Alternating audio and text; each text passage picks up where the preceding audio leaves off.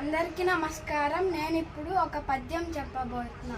సిరిగింజెప్పడు శంఖ చక్రయుగము చేదోయి సంధింపడు, ఏ పరివారంబున జీరడు అభ్రకపతి మన్నింపడు, ఆకర్ణికాంతర దమ్మిల్లము జక్కనత్తడు, వివార్ధ ప్రోర్ధతి శ్రీ కూర్చోపరి, చేలాంచలమైన వీరుడు గజ ప్రాణవాన్నోచాయ.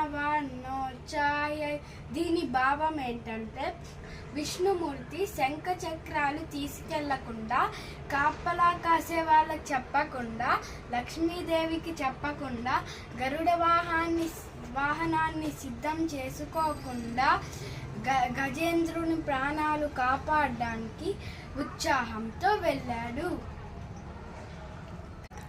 ధన్యవాదాలు.